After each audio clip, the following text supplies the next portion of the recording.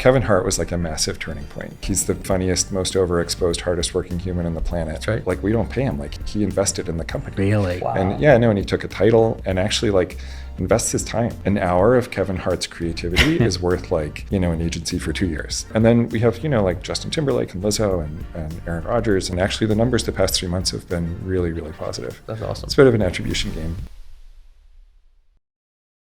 Welcome back to another episode of Chew on This. Today, we have Bruce, who is founder and chairman of Hydrow. You've probably seen these machines around, whether you're into fitness or not.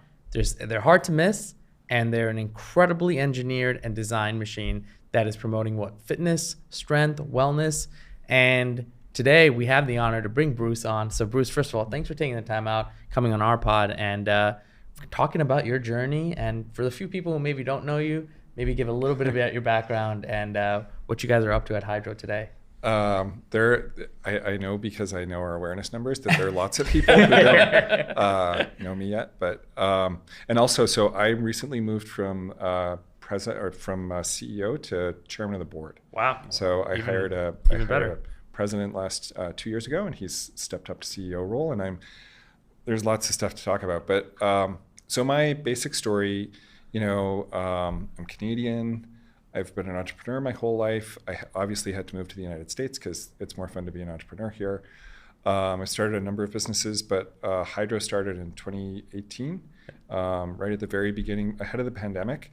We were ready for the pandemic, and I know there was a lot of bad stuff that happened, but for us, it was this like huge turbo boost. And because we were such a fast company, we were ready for it. And so sitting here today, we're coming up on like 45 million-ish in ARR, and there are 4 or 5 companies that we believe are really going to continue to transform what fitness is in the United States, and we're one of them. And I come by it honestly. So we build a rowing machine, and I'm a U.S. national team coach. I've been to the World Championships 10 times. Awesome. It's not that it sounds better than it looks in real life, but I do know a lot about rowing, and it's been really fun to bring this to a lot of people.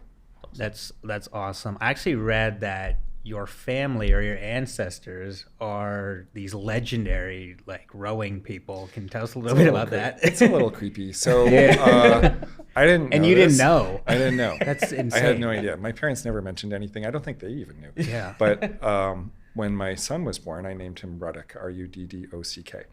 And somebody in the family sent me the obituary of who W.W. Ruddock was, and it turns out that he built rowing shells. And he lived in Cambridge, literally like 200 feet from my first apartment in Cambridge, Massachusetts, on Green Street. His house was right there in the 1860s. Wow. Like, it was really super. So there's no getting out of this for me. Like, I'm clearly, it's in your blood. And he built rowing shells first in Cambridge for Harvard and Yale and a bunch of other people. And then he built a workshop on the Harlem River, actually. And he died in 1894. You can look it up. It's in the Boston Globe and the New York Times. And because it was kind of like, they were sort of like race cars, like ish, like that was the big betting sport. And 50,000 people, 100,000 people would go watch the races on a Sunday afternoon. And he was the guy who built the shells. That is incredible and so ironic. I know, right? I know. Yeah. So here we are. That's super cool. Right. So 6 years into building Hydrow now, I'd love to jump right into understanding, I think you've obviously been able to go through, like you said, the pandemic, and now we're in this phase where you see half the people in the world complaining about how hard it is to scale businesses, and then there's a few other half that's kind of like, hey, we're kind of doing well, right? Yeah. You're having an incredible year and been growing like crazy. Tell me though some of the challenges across the journey of the last 6 years that maybe make all the good things seem a little bit tougher. So I think the biggest change is a little bit abstract, but it's worth highlighting. The cost of money is just really different.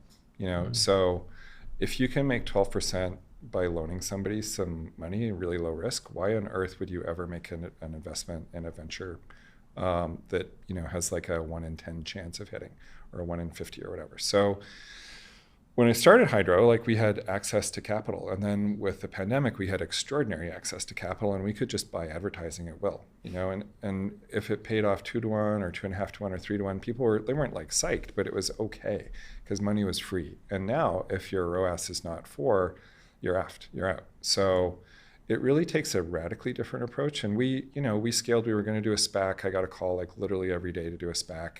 We didn't, thank God. And we pivoted to a round, and we had to reimagine the business. So we had 200 people.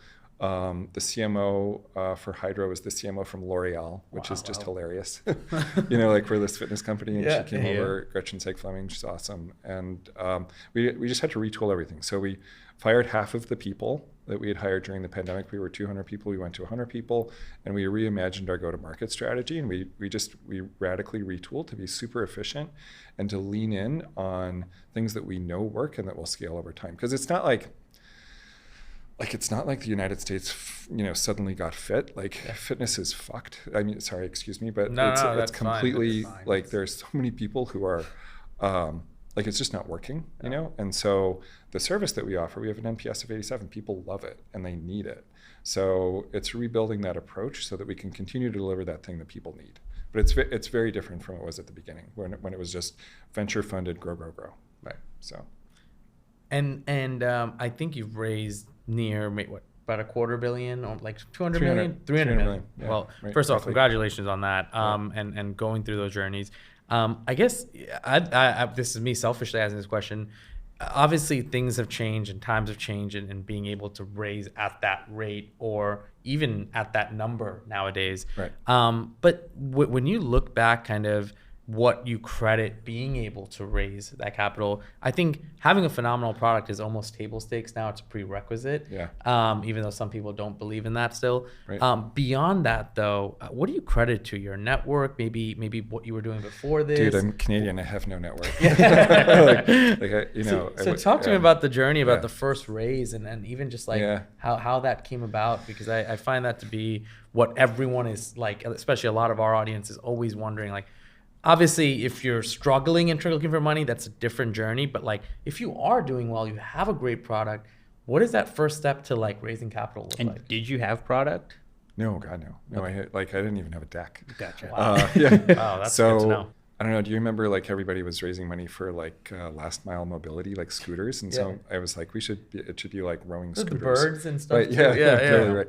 So in some ways I was lucky. Well, I'm just incredibly lucky. But I worked at this nonprofit for 10 years and I raised a lot of money for rowing, just to support this nonprofit. This was right before Hydrow? Yeah, so the job before Hydrow, I worked at this place called Community Rowing, and we provide a social service to people. So rowing's this super elite sport, unless you go to Harvard or, Belmont Hill or something like that. You just can't get out on the Charles River.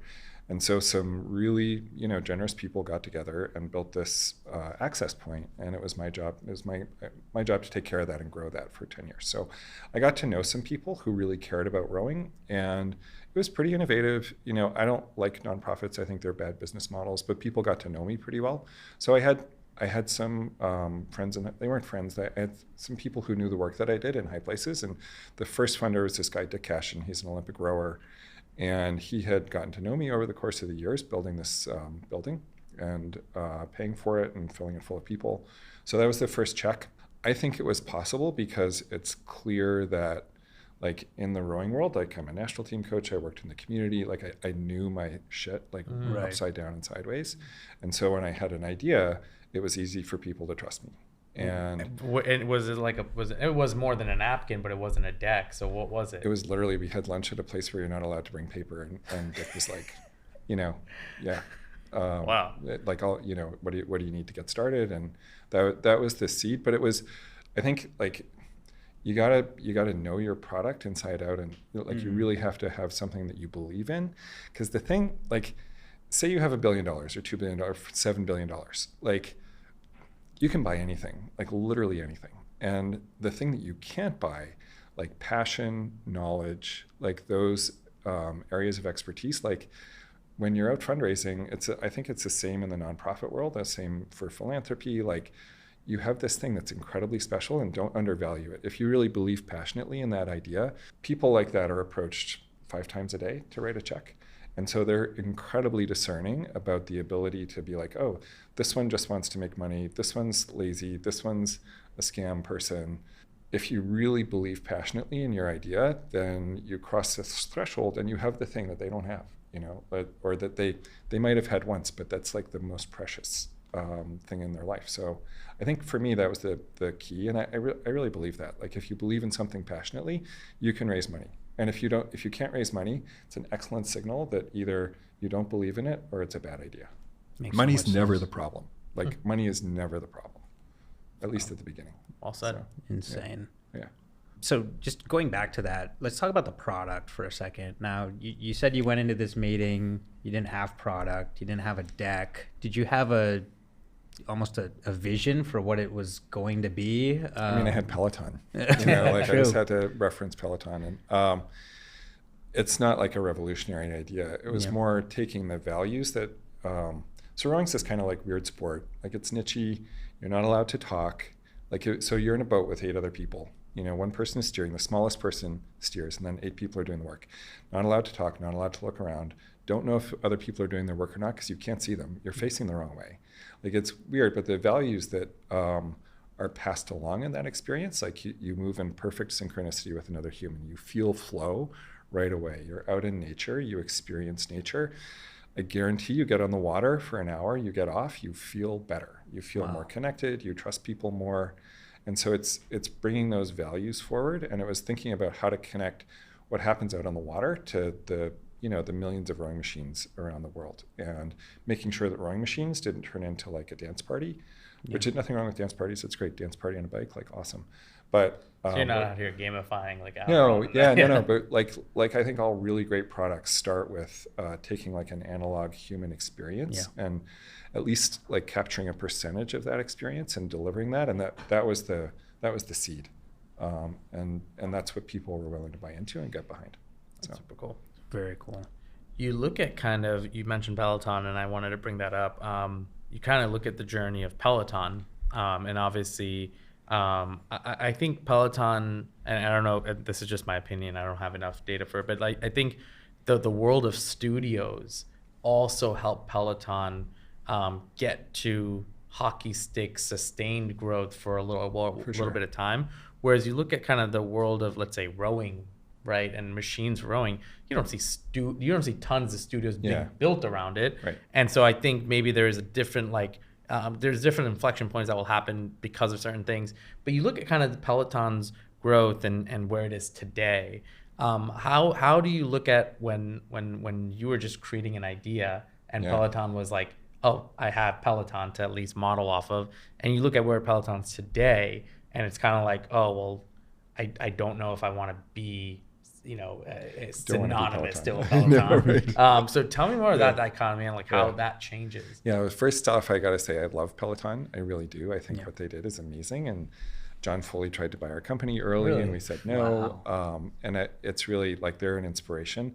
They completely lost their way, obviously. The vertical integration thing could have been good, but it didn't work out. There are a bunch of reasons, but mostly they just lost sight of the fact what they really deliver, which is like a really great piece of hardware that's really fun to use. But the hardware, that's where the money is, because that's the adherence, the stickiness of the product depends on a footprint in the home, and they like abandoned that when Barry started. He's a big digital guy, and obviously like that's his experience. Right.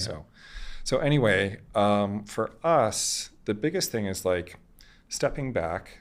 Like, rowing is the most efficient exercise, period. Like, it's just, you use 86% of your body, you use your core muscles, you turn on your psoas. Nobody knows what that is, but it's very useful to do, and you feel better. It's like scratching an itch on the inside of your stomach when you're doing it. Like, it feels good, and people don't know that. But we weren't out there in the wilderness. Like, we had some John the Baptists ahead of us. So CrossFit started in 2001. There are 16,000 boxes, and they all proselytize about rowing. Orange Theory started in 2010. It's not treadmill bike TRX or weights, it's treadmill rowing machine TRX. And so they have 1,700 doors. So when you look at the trajectory in the popular culture, like, we are part of a long-term wave, like overnight success takes like 20 years. Yeah. And so we were able to, I think, crystallize and catalyze that a little bit. And then we can talk about like the go-to-market stuff that we've been doing, but Boys in the Boat and lessons in chemistry, and like there are things happening in pop culture that you can see where rowing is like. I love that movie. Right? Yeah. I know, it's not even terrible. It was actually a good it was movie. great. Yeah. I read the reviews that came out, so it was December 25th this year, and the reviews came out, and they just like crucified the movie. Like, Yeah, I don't. Critics were like, and people loved it, and like 50 million people have seen it now. I loved it. Yeah. It's really like rowing is starting to like surface above like the mass of culture, and I think we played a part in that too. It's really really interesting to see it happen and to lean in and take advantage of those moments, because that's, from a CAC perspective, that's been transformative. Absolutely. I one last piece on product, at least. I'm really curious, like when it comes to hardware like this, and you start to even assemble price points, right, of $1,500, $2,000, $2,100, $2,500, $3,000, right?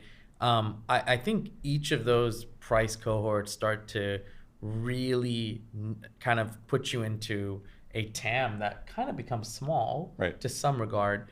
How do you focus in on that end? Because I'm always curious on like people who are building products that are thousands of dollars, like even the furniture space. It's such an interesting space to be in, because the parts of it feels like it's a need based because it's promoting health, wellness, which all of us should encompass. Right. But then you have this accessibility point with that gets driven through price. Yeah. Curious how you thought through price and then how you've maybe changed across the years. Yeah, people are a lot more price sensitive now than they were when we started.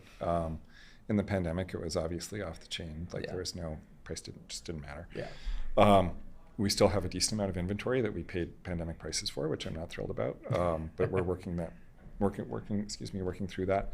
The overall picture, I think that there is this, I would say, like, misunderstanding. Like, we built a really beautiful, really durable product that's designed to last for a long time, and we haven't done a great job of saying, like, no, this is amortized over 5 years in your home. And so it's actually like a BNPL service is really valuable, but percentage wise, only about 23% of our customers use those services. And that to me means that we're still reaching wealthy people who have $2,500 to drop on a beautiful, amenity for their life and their whole family, but really it's $100 a month. And so I think that the biggest thing for us, and this has always been in the roadmap, is that's your digital portion is $100? No, together. So if you do the subscription and a BNPL service, it's $100 a month. So that's like, it's not nothing, but like I just bought an 8 Sleep mattress pad, and I'm paying $88 a month for the next 3 years because I was like, why wouldn't I? It's free. Yeah. And and I don't have that like $2,400 bump on my credit card this month, which I also appreciate. So, so it's looking at it from that perspective as opposed to thinking of it as this like capital investment with an ongoing subscription. But we haven't done a really great job of communicating that from a story perspective. Like, we still have that sticker price, and we use that. That's like when you're in the fitness world, you kind of get sucked in on the promo side because it's one of those things. Do you have to buy it today? No, you can buy it next month. Right. Like what do you really need to, like you need to buy your groceries every week. Like your car breaks, you need to go get a new one. Like, this is like very optional. So there's a promo side to that sticker price, which is I think we've probably relied on it too much over the years. Makes sense. I'd love to get into what you guys have fundamentally done from over the last 24 months, especially in the last 6 months, right? You kind of talked before the episode started even rolling. You've been seeing fundamental decreases in CAC. You've been able to have, a good growth year. What's that stemming from? What are you guys doing that's different that you are willing to share and happy to share on both the marketing end or anything even operationally? I think it's like a common venture story, but we had a mass market approach. Like our CMO, as I meant, like Gretchen Seig-Fleming sold, her marketing budget was like $2 billion or something, like, and she reached everybody, everybody. We have unaided awareness under 10%. So we had to really change from this like venture-backed $80 million a year marketing spend to being like, okay, we really need to get brilliant at the basics and focus in. So it involved a complete change of the team in our RIF, when we went from 200 to 100 people. That was the opportunity. You said, okay, we're going to get a brand new team here, and we're just going to build a perf team that knows what they're doing and is really, really good. And it's in-house. It's not some 25-year-old sitting at a keyboard overbidding on search terms that they don't care about. Not to name any names, but Yeah, no. I think We've been there. Everybody's experienced that. So this is an in-house team. It took 8 months to build. We had a decent holiday, but we're really starting to see traction. And so January to June this year, we're up about 37% in unit sales. You got to take into account that we discounted. There's discounting going on as well, but that kind of increase and the CAC going down about the 30% as well. Amazing. So it's just getting good at basics. It's not revolutionary. It's elbow grease. It's just hard work. Yeah. And the things are changing so quickly. Tracking and attribution is a fool's game in a lot of ways, but we're just getting slightly better at it. And those small wins, you start to add them up. And same with the conversion rate and website. Just super lean, really, really focused. How do we get a better landing page? How do we draw that thread all the way through? And we have huge headroom to continue to grow there. I'm really optimistic about it. Yeah. Are you guys doing anything in retail? So we have a relationship with Best Buy, and we also use Amazon. And then there are probably 1,200 stores around the United States. Probably 50 of them are high quality stores where you can go and buy fitness equipment, and we are going back into those stores. We had a lot of confidence in the direct-to-consumer market. In terms of selling into hotels and commercial spaces, we're a commercial grade product and people love it. And most of the high-end hotels have hydros, but really selling into those channels, the sales process is from 1980, 1980 called them once they want their invoice back. Yeah. Using those relationships and building on those relationships with those 1,000 retailers around the United States. So there are places that you can go, but we pulled out of that pretty hard during, over the last year, and we're reinvesting in that specifically to get into the commercial market. So. Gotcha. Was there a reason you pulled out initially? The margins on the products, but we have visibility now. So in the pandemic, things were so expensive. Containers were $15,000. Yep. They're now $2,800 or $2,200 depending. And so we have we have visibility to a place where we have the margin to give on those relationships. And they need, if you're running a store, you need to get 35 or 40 points or you can't do it. Right. So, which I'm very sympathetic to. It's hard work. Chew on This is sponsored by... Biggest D2C event is coming back to San Diego this September. We're talking about Commerce Roundtable San Diego. Last year, it was the place to be. It's 2 days filled with killer keynotes, live podcasts, interactive workshops, and what we love about this event is the fact that it's not your typical stuffy corporate nonsense. The vibes are high, the content was incredible, and the food was actually great. We go to a lot of events, we know it's hard to nail that. This year, they're bringing it bigger and better with an awesome venue right on the San Diego Bay. The lineup is getting stacked with experts from Yeezy, Podium, Milk Bar, Nude, Common Thread Collective, and the operators who are returning for round 2. Commerce Roundtable San Diego is the can't miss event of the year, so get your tickets now before they sell out. Last year, there was a 200-person waitlist and the FOMO was real. We've got a special offer for our listeners. Register at commerceroundtable.com and get 20% off with code OBVI20. We'll see you there. Now, let's get back to the episode. I'm curious because I actually always wonder how hardware companies go about this. Influencer marketing. Yeah. You guys can't go around gifting hydros we everywhere. Do. No, we do. I mean, to the right people. Yeah, to the right people. Yeah, but you can't go and get... You both need hydros, clearly. Clearly. But no, you can't go and gift, do a micro influencer campaign, and thousands and thousands of people each month. If we have to send out 500 collagens tomorrow, right, we're gonna probably ship it out of our office tomorrow, totally right? Right. I don't think you're gonna ship out 500 hydros tomorrow to people who may or may not post. So what is the strategy there, and how do you guys go about it? Highly curated, and we were really fortunate. One of our investors, Nate Robbie, at RX3, introduced us to some really great people, and also Brent Montgomery at Wheelhouse, who are deep in Hollywood and trusted humans, And so Kevin Hart was like a massive turning point. Like, so he's really short. Yeah. He's not white. You know, like he's maybe the funniest, most overexposed, hardest working human on the planet. That's right. And he like, we don't pay him. Like he invested in the company. Really? Wow. And yeah, no, and he took a title and actually like invests his time, you know, and so that was like the first domino to fall, and it was a really, really big deal to have him say like, actually, I understand this product, and he is also like, the reason he's so famous is because he is so good. Like he is just, an hour of Kevin Hart's creativity is worth like, you know, an agency for 2 years. Like, and just keeping things simple and communicating in a way. Yeah, it's just amazing. So Kevin Hart, and then we have, you know, like Justin Timberlake and Lizzo and Aaron Rodgers and like The small people. Right? Yeah, I know. So it starts there, and those are big relationships, and they take a lot of care and nurturing. Yeah. And then there's, you know, next level down, and it's funny. My first CMO was like, affiliate marketing's for the devil. Like, we're never going to, you know, use affiliate marketing. It's great. Like, you just have to do it right. Yeah. You know, you have to find the right affiliates. Yes.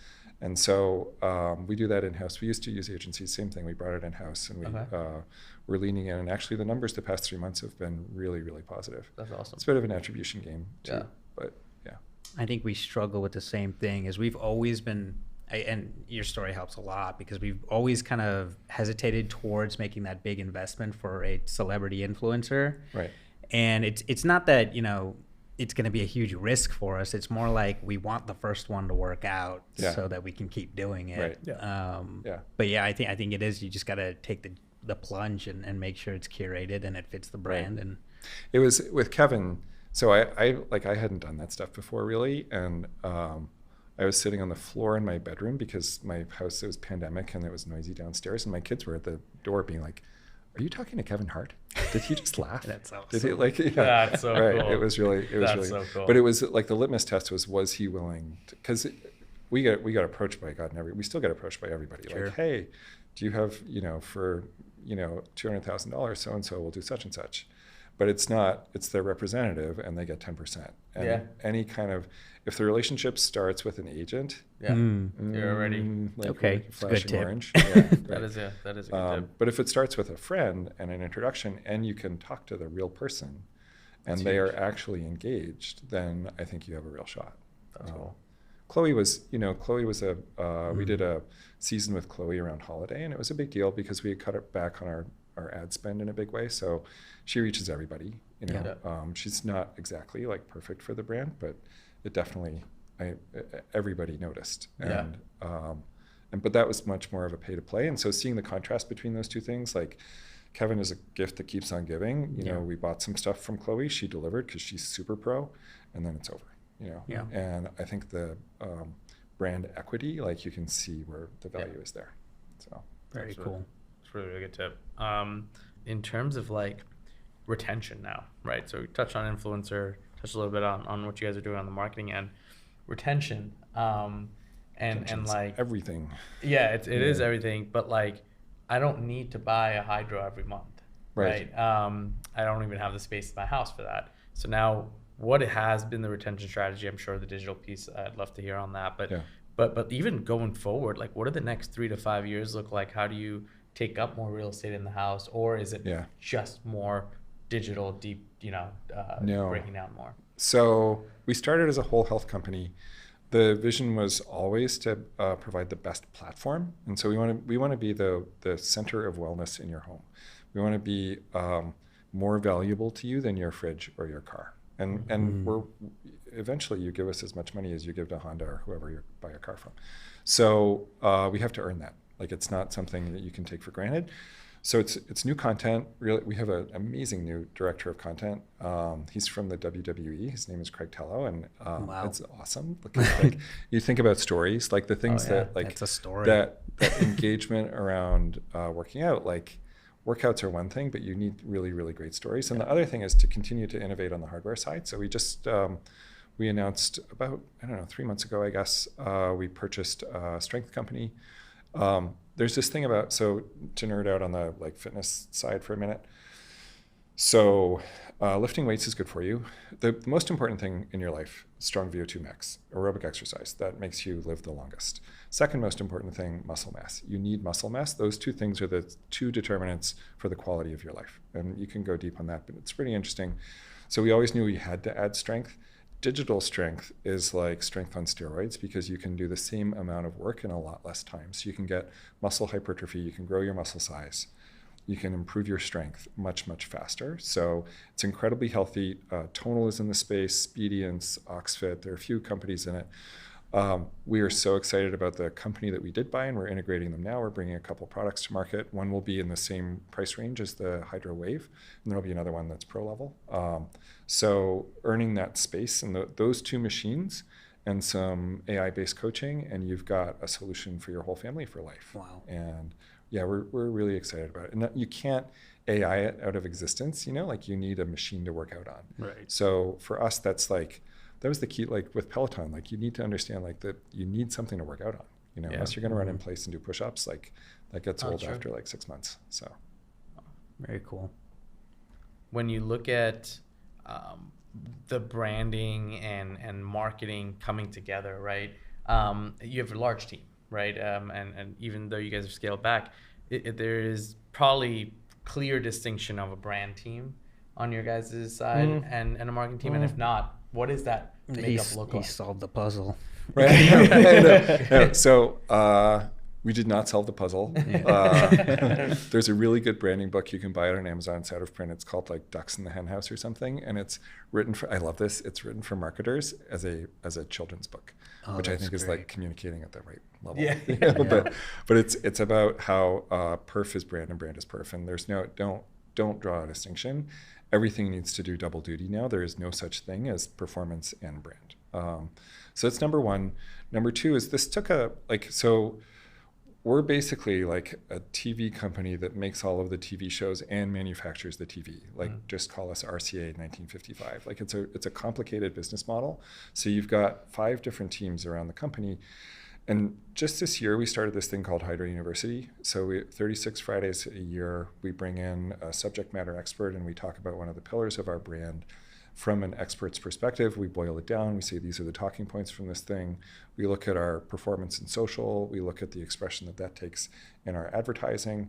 And everybody who touches brand, from the content creators to people making workouts to people building hardware to the marketing team, all are required to attend that thing. Wow. And, such a good idea. Right? So Yeah. Why did it take so long to come up with that idea? Like it took. I mean, at least you came up with it. Like, but it's when I can't say that it's super popular, people are like, "Wait, it's on Friday." Yeah. But that's kind of, I like that too. But it might be moved to Thursday now actually. But the overall picture is like it brings all of those silos together, and at the very least, you have to spend time with these assholes and talk about it. Like it's actually it's good. Yeah. It's really, really good. So. And incidentally, I got to say, like, I'm not satisfied with how we express our brand yet. It's like we have a real voice and a real identity. It's very authentic, but it does not stay consistent from our website to our ads. Progress. Yeah, right. It's hard work, Give me a little bit of color on like your day to day, right? Running a pretty large size company, and it seems like the way you talk about things, like you're very dialed in to a lot of the pieces. But I'm sure there's elements to where like you're not micromanaging or you're not looking at every piece. But so give me what a typical Monday or Tuesday looks like.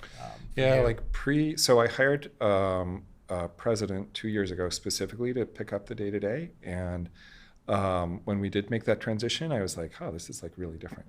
And being chairman of the board, like that's like pretty light duty, but specifically being executive chair of the new company. So I'm deep in product. And I'm also, I'm really involved in like the expression of the brand still. So this morning, woke up, had coffee with the new CEO, John Stellato. Then we went to a meeting with an agency who want to help us coordinate our brand story more tightly.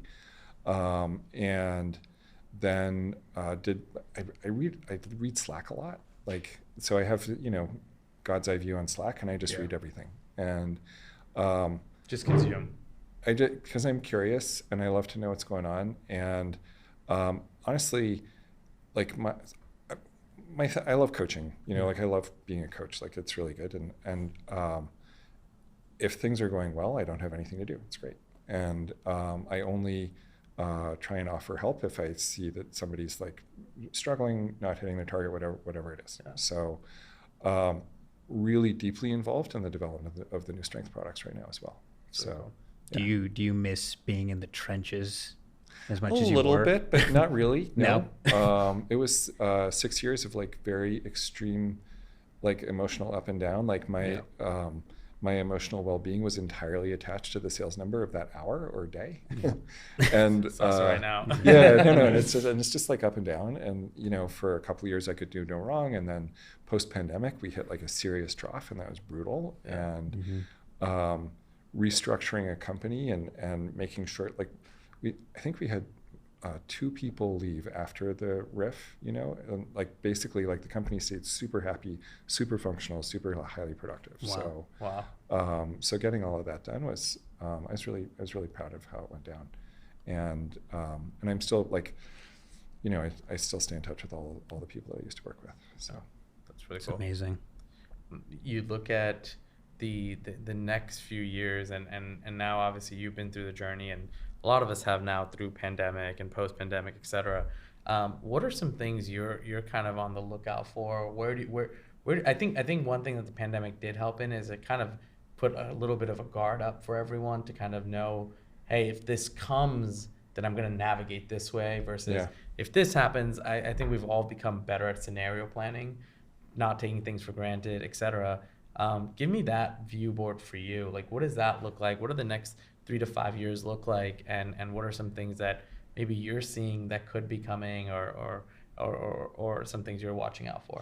So I'll offer 2 ideas. One is get profitable, like just be profitable. Yeah. It's as long as you can control your burn, your aces, and every investor is looking for that. It's foundational. Yeah. And that just wasn't the case like 3 years ago. Yeah. Like you could burn like crazy and still go public. Like what? Yeah. Can you even conceive of that anymore? Like like no EBITDA, no public. Yeah. So that's number one, is control your destiny from a financial perspective, and don't take the kind of marketing risks that we took.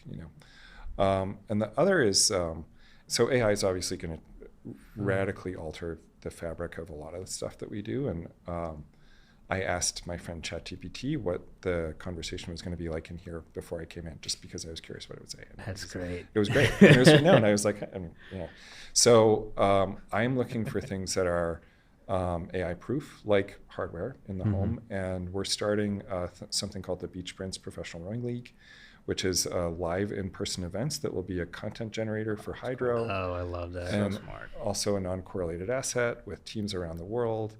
Also a lifestyle that I really want to live, going off to the Maldives. That's great. So we're in market raising with Liontree for that right now. It's a new company, and Hydrow's affiliated, obviously, and we're working with World Rowing, and it's you can't replace that stuff. Like that's like 10,000 people on a beach having a party. That's not going away. Right. So let's turn that into a content generator for Hydrow and a professional league, and it's been added to the Olympics in 2028 and 2032 as a sport. So so it's looking for those like non-AI-able opportunities and leveraging that and marrying them with, I think, really innovative ways to deliver content in a world that's just going to be completely on its ass, as far as I can tell, with AI. You see it in the world of like pickleball and paddleball, right? Like the way it's shaping out, it's almost like a group of people said, hey, we're going to create something through this. Exactly. And I think if you have pioneers, I think there's a lot of room for those type of things to happen still. Yeah. But then there's still so many people that are stuck to the norm and trying to recycle. Exactly. And this opportunity to create new things, new styles of competition, shorter bites of content, more interesting bites of content with flexibility so that you can continue to grow it. And like the giant cohorts don't exist anymore, but really lucrative cohorts, like there's a layer of people around the world who are like Harvard, Yale, Oxford, Cambridge, most influential people in the world who really care about this a lot. And they're in every country, and every network has 3 rowers. I think there's going to be a lot of those opportunities. And and anything that can be AI'd will be. And so it's pretty Well said. important to get out of those businesses as quickly as possible. Absolutely. Yeah. In terms of like, you talked a little bit about what the future can bring. In terms of like what the exit goal or what the plan for Hydrow was and where it is today, has that changed versus like has it always been like, because you've throughout the episode you've mentioned a couple of times like, hey, this person was going to buy my company or we were going to go SPAC, and it feels like you've probably made decisions that were really, really smart. To some extent, maybe, or maybe things can always. We made decisions. But there were decisions which, in some way, avoided maybe what could have been catastrophic in some scenarios, maybe. Better lucky than good, but yes. Yeah. And so I'm curious, like, how do you go around your decision making, and how close is it to the initial vision you had when you started? Yeah, I mean, when investors would ask me, like, do you think you'll ever be profitable? Like, with a straight face and about to write a check. I'd be like, yeah, we just want to make money. And eventually I had imagined taking the company public. And I think now the overall picture, there's going to be some consolidation in our industry. And I think that an IPO is an excellent outcome. We're probably like through organic growth, I would say we're like 3 years out from that. If things went like lickety split, and we grow in a way that we're really satisfied with, we could talk about an IPO. In that time frame, it could happen a lot faster with one or two, moves around consolidation. It was one of the reasons that we did move to buy the strength company in Chicago, Speed. We are a consolidator, and we know how to do this. We're in market. We're one of the few companies that has successfully executed a transaction. Fitness is kind of littered with a bunch of people who had crazy high valuations, and they can't afford to do anything. Yeah. And I've had conversations with most founders, and they're in this place where like they're kind of zombies, Like they can't, if they take the big write down, their investors get killed. They don't want to do that. They don't have to yet. But there's also like, you got 13 million in ARR. What's going to happen to your company? You got to get bought. Yeah. So I think there are shakeouts coming, and I hope iFit, Peloton, Tonal, us, Echelon are like the 5 companies that have scale. Yeah. And put any combination of those, and you have like actually a pretty good IPO story, and Peloton will get turned around. Somebody smart will, hopefully. The issue is that the money keeps hiring money people, and what they need is a vision person. I hope that I hope somebody there realizes that. I hope they listen to this. I know, right? Yeah, no, it's a great company. They have $1.6 billion in ARR. That is a great brand, like stunning. And they just need to lean into that and clean up the structure. Yeah. And it'll be great. But until Peloton kind of gets their act together and starts showing that they are a good company, it's 10 times harder for the rest of us. Makes sense. Any cool like creative campaign you guys did that was like wonky or different or unique, or anything that you guys have done that's been a little bit outside of box, a head scratcher that you can maybe share to the listeners? I know, like head scratchers, but like Boys in the Boat, like you can do Boys in the Boat workouts on Hydrow. Oh yeah. And George and Amal Clooney have a Hydrow, so I'm going to take credit for them making that movie. I don't think that's true, actually. But, but they do have a Hydrow, and he did make the movie. So, and we did have a relationship with MGM, and it's on Amazon, and so that's been like truly. That's very cool. That's really cool. That's a no-brainer, and so it's University of Washington. Danny Hansen was the first athlete that I hired. She went to UW. And she competed as a Paralympian. She's going to compete in the Beach Sprints this year at World Championship. Wow. So there's a direct thread from like 1920 through Hydrow with insane. UW, right? Yeah, it's really cool. It's very cool. Yeah. That's really, really cool. And there's one other that I'd like to mention. It's Hope in the Water. So PBS, Martha Stewart was one of the narrators for it, and they did a series of 3 episodes about. It was produced by David E. Kelly. He's a wizard. I got to talk to David, and he has a Hydrow, of course. And wow. But that telling, using storytelling to bring attention to how you can have better practices and cleaner water and more sustainable food sources in the ocean. And so putting that story together with our story, which is really like we're about trying to make people's lives better. So it's such a perfect fit. And it's public television, so it's not like the biggest reach, but it's a huge, incredibly powerful reach. So Bruce, one thing we do is at the end of each episode, and you shared so much wisdom and so many cool approaches on how to think about building the brand. But if you had to give listeners one thing to chew on, one thing to take away, what is that? What is that one thing for people to apply to their business today? Keep the faith with your North Star. Like when you start a business, whether you realize it or not, you're making a promise to your customers. What is that promise? TJ Maxx promises dirty floors, but new products all the time, and you don't care about anything else. You just want the new products for super cheap. And it's a great promise. And somebody else going into that store would be like, this store sucks. Like if they didn't understand the promise, but everybody understands what TJ Maxx stands for, just don't break that promise. So our promise, our North Star is like, we have the best information and the best experience that you can have for whole health. And it's the most precious thing that you can have in your life. And we will never serve you something that is like a fad or not like second best or third best. It'll always be the best thing. Don't break the promise. And if you do break the promise, you end up like Peloton, like twisting in the wind. And it touches every part of the organization, like people in finance making a decision this way and people in marketing making a decision in that way. Keep the North Star, and if you keep that, you're good. And if it's a worthy cause, then it will be successful. Chew on that. If you want more from us, follow us on Twitter, follow us on Instagram, follow us on TikTok, and check out the website chewonthis.io.